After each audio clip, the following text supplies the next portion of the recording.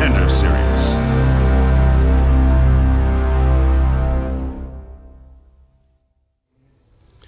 Tuesday night in Las Vegas, you know what that means. It is time for Dana White's Contender Series. John Morgan, Dan Tom here inside the beautiful UFC Apex. It's still got that new multi-million-dollar production facility smell to it. You know what I mean? It's fantastic. We've had a week off, Dan. We had to take a break. We did 2 weeks to start the season, took a week off, and now we're back again.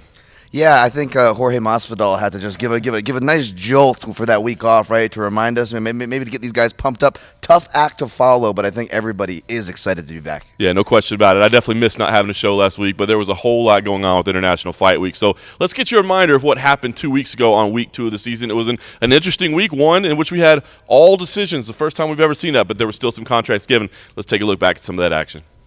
Dana White said if you want to come in this building and be on this show and get your start in the UFC, perhaps you need to go to a big finish. 5 fights. Let's get to it. Each has shown the ability. Have great knockout. Baeza sends down Rado. Each finding their spots. Another knee for Baeza. Your winner, Miguel Baeza. Oh, big 1-2. There it is. And there's the takedown. Look at that beautiful single leg. Big right hand, and he's going to keep swinging. Santiago kind of wobbled there. Bardo in, changes levels once again, but he eats a big knee for it. And again. And another one from Dawkins. Dawkins spins him down to the ground in the first 35 seconds of this. For your winner by unanimous decision, Kyle Dawkins.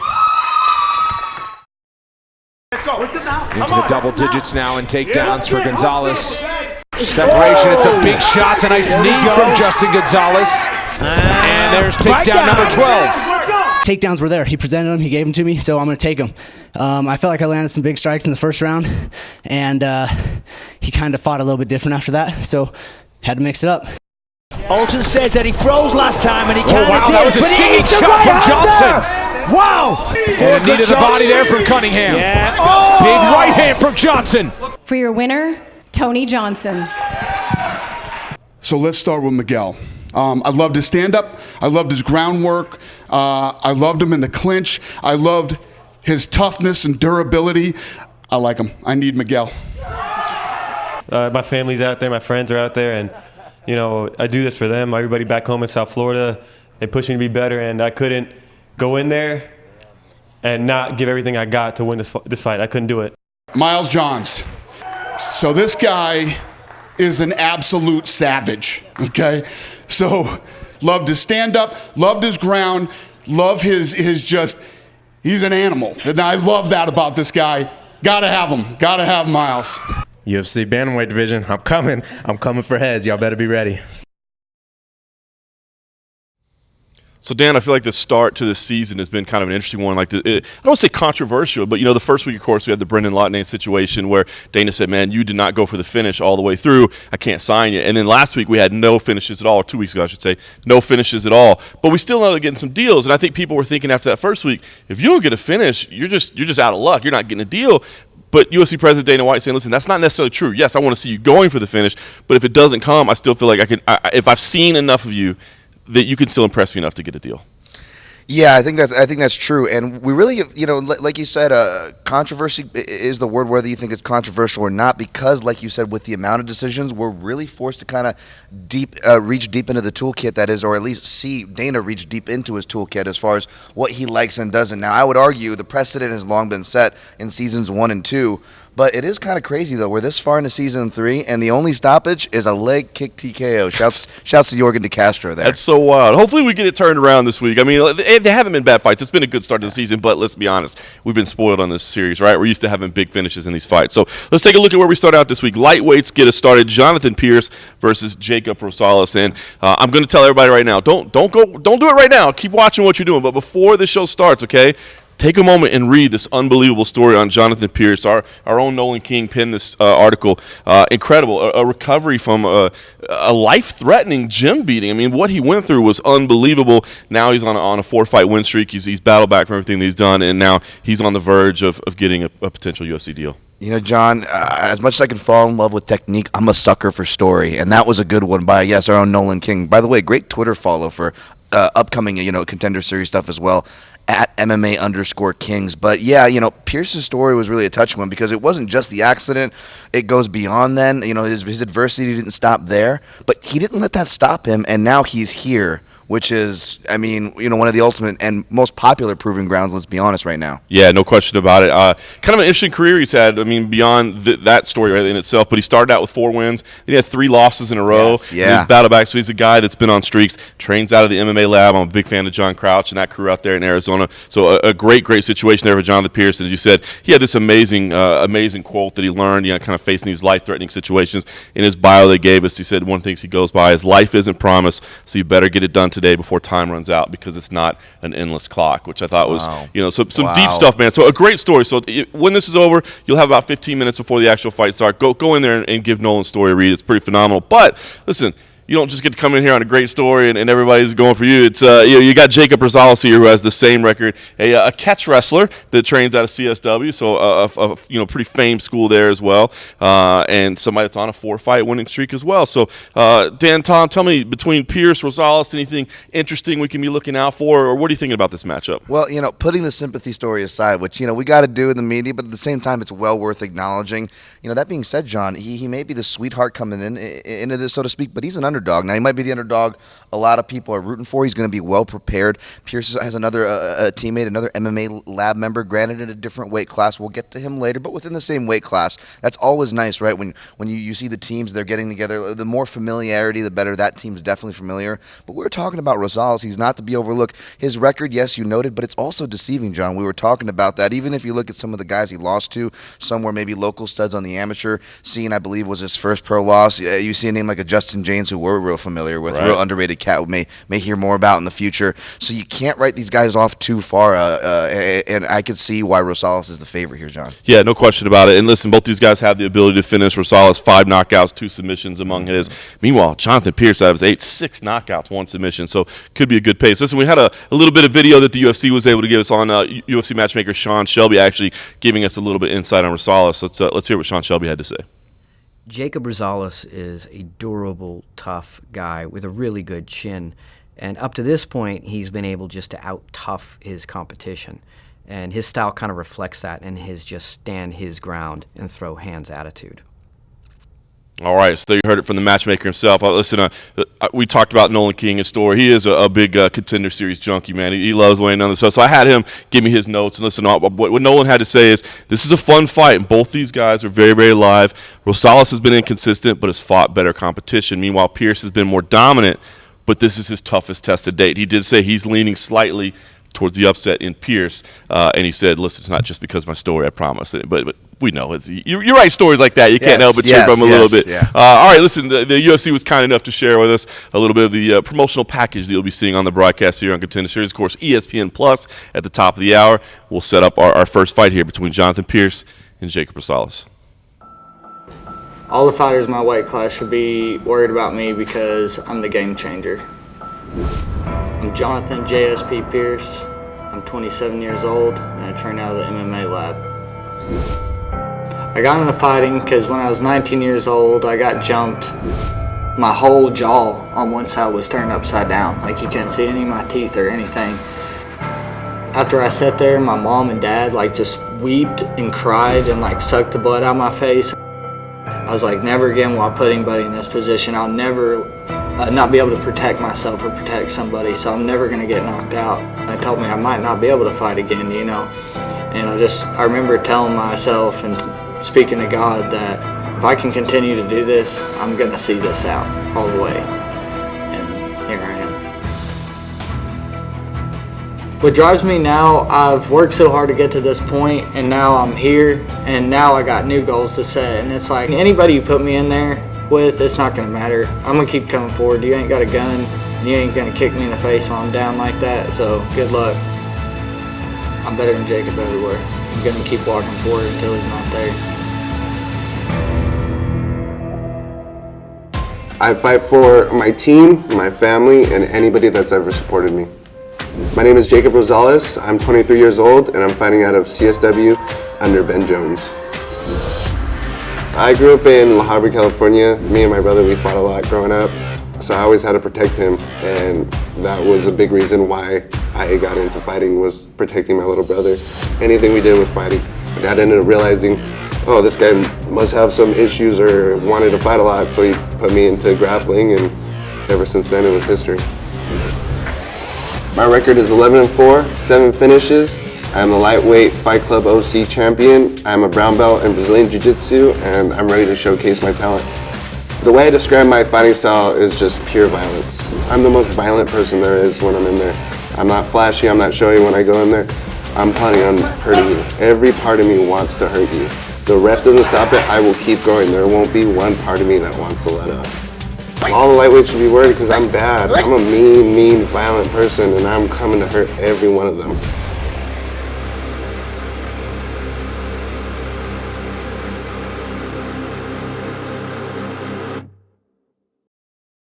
We move on to a fight that I'm excited about. I think there's a handful tonight that I think could have some real potential to be bangers, but this goes to the middleweight division. Maki Patola versus Justin Sumter. Maki Patola, if you follow the regional scene at all, you've probably seen the name. He's kind of been making the rounds, getting his way up to the highest level. If you don't remember that name, surely you'll remember his nickname, Coconut Bombs. I mean, that's a phenomenal nickname. I know you're always partial to the Hawaiian fighter, so we'll hear what you have to say about. She'll be big up in the Hawaiian. But facing Justin Sumter, a tough opponent who made it here before. He was here in season 2. Unfortunately, he was knocked out. TKO Ian Heinisch, who we've seen Ian Heinisch go on to do very, very good things already in the UFC. Justin Sumter actually 7-1 in his last 8 fights. That lone loss was that Contender Series result. So he's been here before. Of course, it was the old gym, not the new one. But, man, two fighters here that I think have the potential to be very exciting tonight. Yeah, definitely. We're talking about Sumter.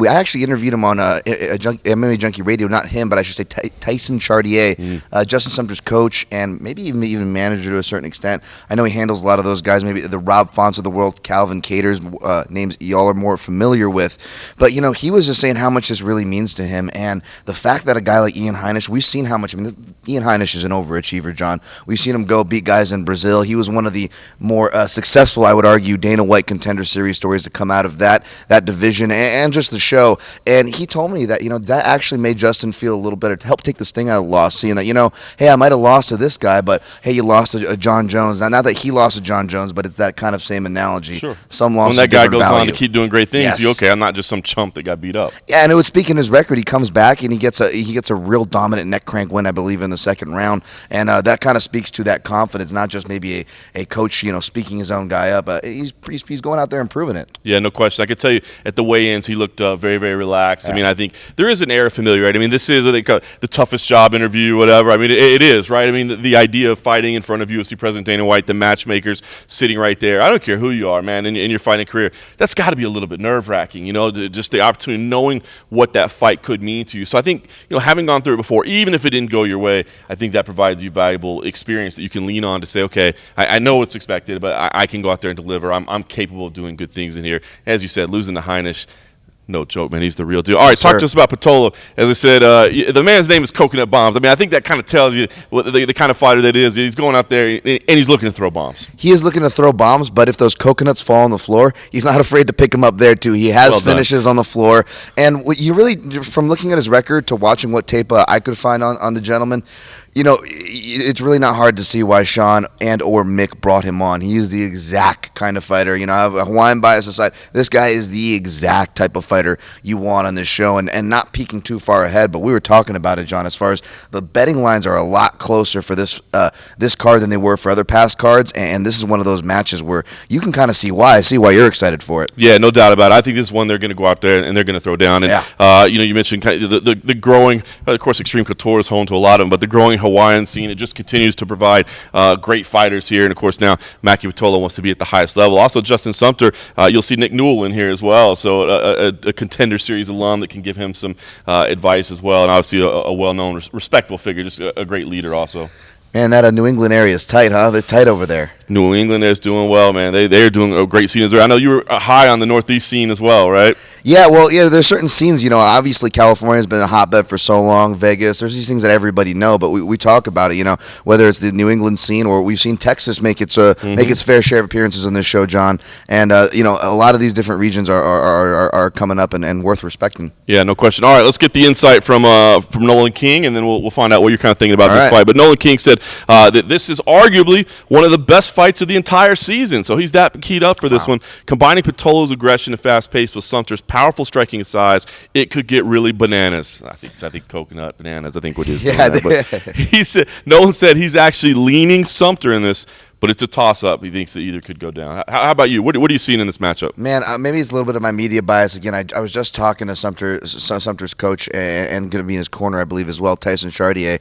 And just the prep and kind of where this fighter's at, and they know the value. They've been to the dance before. And kind of surrounding yourself with that to win, I think that's a big deal. They had to travel a long way. They traveled pretty much. Maybe they didn't have to cross an ocean, per se, but the travel still involved. I lean towards Sumter as well, and I do want to. Nolan isn't crazy for that, folks. But what is kind of crazy, though, that I find about it is I don't disagree with his assessment as far as being excited, maybe even as the best matchup thus far. It's that it happens in middleweight. Not to get weight classist on the show here, but we took shots at lighter weights, not took shots or anything, but we're realistic that talking about finish percentage rates. Using real statistics. Yes. It just statistically at the lower weight classes, the finish rates happen at a lower rate. And that being said, that doesn't mean there's not criticism to be lobbied at heavier weights, especially when you get to the more, I don't want to say lower level, let's just say entry level here. Heavyweights there could be a crazy range on them. We'll get to 205. There's a pleasant surprise coming your way there, but 185 can be kind of a crapshoot, John. As we've seen frames.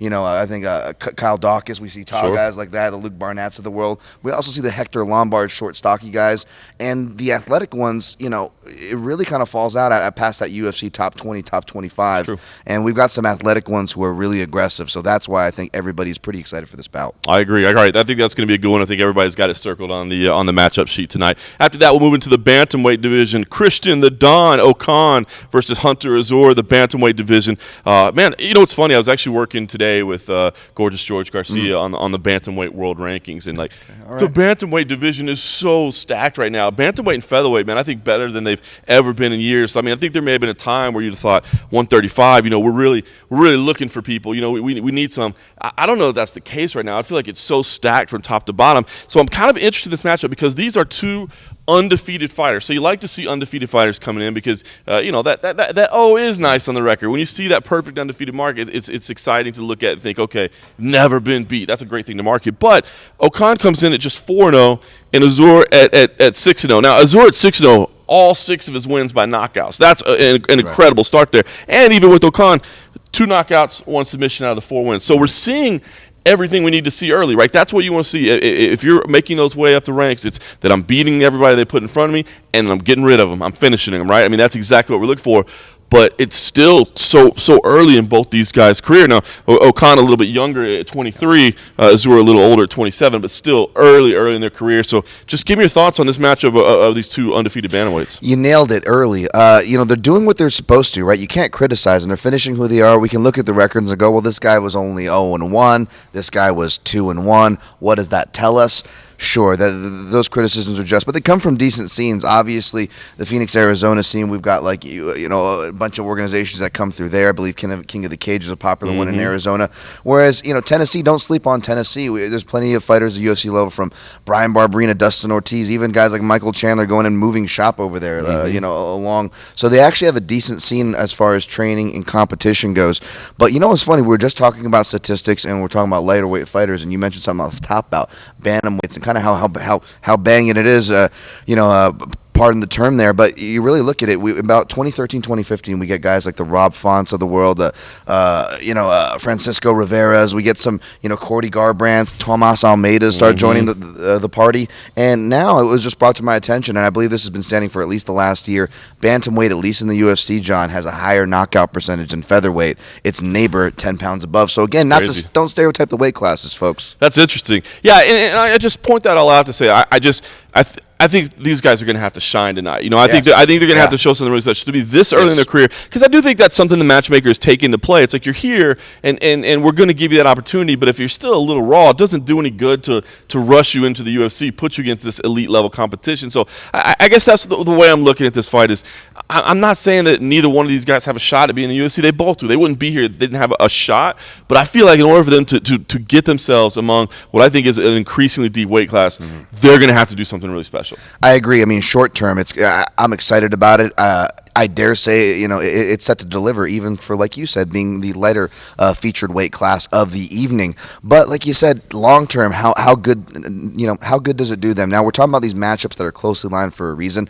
A lot of them are because of how we laid out 4 versus 6, a lot of first round finishes in there. Again, promises for a good fight. But I guess, John, what I'm trying to say is if we're going to see more of these matchups, which I'm all for as a fan, I'm hoping maybe we see more we're talking about contracts, but what are those developmental deals? Fair point. It's a wild card that's there too. That's a good point. I would like to see more of those. Maybe I know they dusted one out for Greg Hardy, and I would argue that actually helped him, regardless of what you might think of his push. I like that they did that with him. Yep. I would just like to see them maybe exercise that option more. Yeah, Chase Hooper's on one right now. Mackenzie Dern, I think, was on one at one point in time. I mean, say these guys come out and overperform and just wash the field, right, John? I mean, maybe a contract might be too much, but I want to see him walk away with something. Maybe I'm being greedy. I dig it. No, that's a great idea. That's a wild card I hadn't really thought about. That's something to hopefully use. Well, getting the Nolan King weigh in. Always appreciate Nolan weighing in. He did say, by the way, I think both guys are a little bit underdeveloped / inexperienced, but I'm picking Azur, and I feel somewhat confident in saying that. And by the way, he is your other MMA Lab product that's going to be out there. So, well, Azur just over north of a 2-1 favorite, which is a wider spread for a tightly lined night. So, for what that's worth, Nolan's right there. No question about it. All right, our co-main event, if you will, it's a light heavyweight matchup between Kenneth Berg and Antonio Trolli. And listen, I'm really excited for this for a number of reasons. Light heavyweight in the small cage, that's good. They're not going to have as much room to work. And these are big guys, but big in different ways. Kenneth Berg is just this muscled, tattooed, massive grappler that cuts down to 205. Now, Antonio Trolli at one point fought at 170. Okay, so he's fought low. He is 6'5" tall, but it's an entirely different frame. He doesn't cut. In fact, if at the weigh-ins the other day, it was really actually surprising. He weighed in at 202.5 pounds, but it's not the weight that was so surprising. It's the fact that he did it on the scale with a sweatsuit on. He still had sweatpants on and a sweatshirt. So you're talking about a guy in Kenneth Berg who is unmistakably powerful, who cuts down to get to 205 versus a guy that is walking around less than 202.5 because he's hitting that in the scale, in his sweatsuit. So I'm interested for this one. Kenneth Berg does come to us with the perfect record, 6-0, 5 submissions, 1 knockout, and among those submissions, 2 guillotines, 2 rear naked chokes, an arm triangle. So he's thrown some different options there. Meanwhile, Trolli 11-3 record, 3 knockouts, 4 submissions. So I don't know. It's kind of an interesting matchup. The Brazilian versus the Norwegian. It's the strong, powerful versus the tall, lanky guy. It's an interesting matchup. I actually heard of Trolli before this, but I was like, didn't he fight Diego Lima? Wasn't that and sure enough, John, yes, was at 170. And I don't know if he's 6'5". Is he doing his best Alistair Overeem impression, where he's going to start his career off there and go up higher? Either way, I don't hate it. Now, hopefully for his sake, he's like another fighter that makes that fluctuation, because it points to how much these guys weight they cut. But it reminds me of who was the exciting Brazilian, Michel Pereira. Now he's fought up at heavyweight in 205, and of course he made his debut kind of going the opposite way. He made his debut at 170, was just as athletic, was able to retain these things. Now Trolli's aggressive, but he's no one's a Michel Pereira. No. That being said, I want to see maybe the aggression, the things that I saw that I'm guessing that the matchmakers are seeing. He fits the bill for this kind of a series, but I wonder, without the weight cut, like you're pointing out, John, are we gonna see him be able to just maybe cut loose and go for it later? Because I've seen him kind of fade out later as the fight goes. Yeah, that's what I'm kind of interested to see as well. All right, let's do this.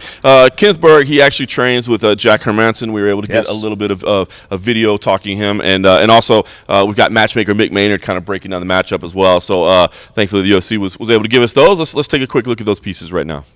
I expect Kenneth to do well because he's prepared. He's always prepared. He trains every day, all year round. He's one of the most well-trained guys I know, so I'm sure he will do well. Kenneth is a fighter I've been watching on and off for quite a while now. He's a great size in terms of light heavyweight. His height and his build is perfect for that weight class. He likes to take you to the ground, beat you up, and submit you. Antonio has an extremely violent, aggressive style. His clinch is deadly. He likes to put you in that Muay Thai clinch, knee your face. I'm really excited to see Antonio in there. All right, so there you go. It's an interesting clash in the light heavyweight division. I'll give it the Nolan King thought here. He said, "Listen, I am leaning Berg here, but Trolli has faced way better competition. I'm not sure either one will win a contract, but this division, you never know." Dan, Tom, give me your thoughts on how you see this fight playing out, because it's again, I just can't wait to see them visually together. You know, we don't get face-offs with Dana White's Contender Series. They just do the official weigh-ins. They don't get face-offs. So I'm excited to see because you're going to have the 6-inch reach advantage with Trolli, but I think you're going to have a big power advantage with Berg. I was about to say we usually don't get athletic light heavyweights, but I forget we're in this renaissance, and we're seeing it from the ground up. And I think these two guys are kind of like that. We touched on it with the middleweights, but I agree. I actually would lean Kenneth as well. That Frontline Academy, you got a lot of good guys to train with, not just Jack the Joker Hermanson, but, you know, even welterweights, Emil Meek, you know, everyone's favorite Viking there, you know. So it's a really well-rounded camp, though, as far as wrestling. This guy's really athletic as well. I don't think the size is going to be as much of an issue. I mean, 6'5" is daunting. I feel like I need to bite my tongue saying that. But as far as the guys he's training with, the strength, what I've seen on film from him, I'm looking forward to seeing him get after it. I do lean him as well, but I don't feel confident making a prediction for this 205 fight. No doubt. Well, it's interesting. We've got a monitor over here. We can see inside the Apex, which is right behind us. It's filling up, of course, top of the hour on ESPN Plus, Dana White's Contender Series. This is the third week of Season 3. We did take a week off. This is week number 3 now. Our main event, our featured battle. I'm going to get this out of the way, too, because I might mess this up when we're talking. Somebody else might mess this up. The man's name, it's James Wallace versus Joe Salicki, okay? Mm-hmm. But James, it says nobody in his life calls him James. Everybody in his life calls him Jesse. So yes. So Jesse James Wallace, Jesse's a nickname, but he will be known, even though if you go through any of the databases right now, he's listed as James Wallace. The UFC is going to call him Jesse Wallace tonight, so I'm going to try to do the same. Hopefully I don't mess it up. Yeah, he must have gave that same note to the commentators for his other fights, John, because when I was doing my tape study for this, I had to keep going and check. Wait, am I watching James or Jesse? The commentators are saying, I can't tell you how many times I double-track myself. But yes, good, yes. Yeah, so there you go. So if it gets messed up, he is going by Jesse Wallace. That is per his request. He comes in with a 9-2 record, including a 4-fight winning streak. 8-1 in his last 9 fights. The only loss in that stretch, a split decision result. And you said it. We're looking for finishes here, of course. 7 submission victories, 2 by knockout. So the man doesn't go to the judges very often. Meanwhile, Joe Salicki, a 2-fight winning streak. So he lost a little bit more recently, but a 6-time Cage Fury Fighting Championships veteran. So we know that's a fantastic organization up there Northeast. Got a great commentary team. I hear just what I heard about it. This guy over here, this guy. Saying they got a great team, but listen, the ability to finish as well. 5 wins by submission, 1 by knockout as well. So right away, I think when you're starting to break down the submissions on both their records, kind of stand out, right? But I don't know. Preview this one, Dan. Tom, what are you most interested in this fight? It's not just the submissions. I mean, just watching these guys, the way they move. Jesse James is scrappy. He is kind of the perfect dance partner. I know I've used that word last preview show, but I waited to the end to dust it off for this one because it's really appropriate. And I don't just say well-made matches. These guys both have knockouts, but here's the weird one, John. And I know hardcores, obviously like yourself, aside from being in media, appreciate this. Where we don't really often see the strikers delight, we see the potential strikers delight. We've seen all the ways that go often. How often do we see the well-made grapplers match? Right. And I think that scrappiness from Jesse James is really going to play to Joseph Salicki. I mean, I was watching his jiu-jitsu, and first of all, it's one of my favorite submissions. It's the head and arm choke, but you're hitting it from the front side off to an angle, and he set it up off a way I've never seen before. He shoots a double, turns the corner, almost traps him. Traps the guy's guillotine in a Von Flue, or should I say Von Peru choke position, and then locks it up from there. This guy's sick. He's been grappling since he was 6 years old, John. So I'm curious to see these guys tangle for sure. Yeah, no doubt about it. 26 years old for Wallace, 25 years old for Salicki. So this kind of really starting to hit that athletic prime. I mean, these are two people that look like they should be able to deliver it. Nolan King, to get you his word here, he said, listen, Salicki is rightfully the biggest favorite on the card. He's just a bit more well-rounded than Wallace, whose bread and butter is on the ground. So you said, yes, they both got the grappling skills. They both got that, and hopefully it plays out that way because I love seeing a good grappling matchup. But at least according to Nolan King, he thinks Joe's a little bit more well-rounded. Is that kind of how you're seeing it as well? Yeah, in fact, I'll even throw an analogous kind of matchup out there upcoming. It could be a very similar, the lower-level version of the Darren Elkins versus Ryan Hall, so to speak, where Darren Elkins, he's scrappy. He's got maybe even more chops and more experience, just slightly on paper, or maybe a lot on paper in his case. But the point being, his strength can't help but go into the other guy's strength. And Salicki's a finisher, man. I mean, again, this guy's been doing it for 20-odd years since he was 6 years old. And the way he moves, I mean, you can just tell. And by watching a guy, you know what I'm talking about, John. Absolutely. And he's got that. I think it's so you said it perfectly. Like, you see the guys that started doing it when they were kids. There's no thinking involved. Like, it's just natural. It's just instinctive. It's just reactionary. And I love watching that. And you can pick it out. You can see the fluidity in it. So, listen, I think it's going to be a good night. I got to be honest. I'm a little jazzed about some of these matchups times. With 5 decisions last time, and they weren't bad fights. I hate to say it. There were some great performances, but we have been spoiled by finishes, and I got that feeling this week we're going to get some of those. Are you feeling that way as well? I just knocked on the wood armrest here for you. I'm feeling it. I'm staying optimistic. I know I was optimistic the last 2, but no mushing this week. All optimism, baby. We got to get it going. It's getting hot here in the summertime. We got to get hot with these finishes. For the record, Nolan King as well, he did say his picks for contracts are Salci and Sumter, or whoever wins that fight with Sumter. So you got any early favorites that you think you're going to walk away with the deal? I was going to say Sumter, but I'm also a little biased for guys that show up. We've already seen one repeat performance of a gentleman show up. It definitely was uninspiring, did not go his way. So I'm hoping Sumter kind of learns from that. His team definitely seemed to be dialed in. So I'm actually looking for Sumter as well. No question. All right, well, listen, it's at the top of the hour. It is on ESPN+. It is Dana White's Contender Series. We're going to sign off here, go get in our seat, and we'll see you inside the Apex for the fights.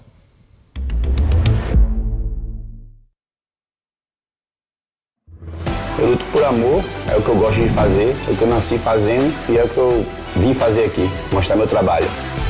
I will get my hand raised because I work incredibly hard at this. I really dedicated my life to this sport, and I'll keep dedicating my life. What motivates me is the fact that I decided that I want to do this. I've been training since I was 6 years old, and I've been focused on a martial arts lifestyle for 20 years now. This dream means everything to me. It's all I've ever wanted, and it's the one goal I haven't achieved yet, but I will very soon.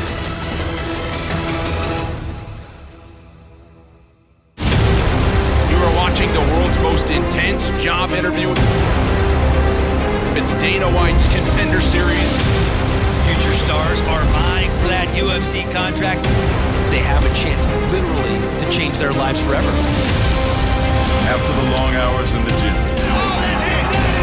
After the years of grueling training. What determination they have. After a lifetime pursuing hopes and dreams. There comes the moment where a contender can make dreams come true. 100 fighters. Welcome to the Contender Series. These fighters know what gets them to the big show. 10 nights. One shot and it is over. Wow. Whoa, he's out. That's it. Action-packed. One shot to impress the boss and earn a UFC contract.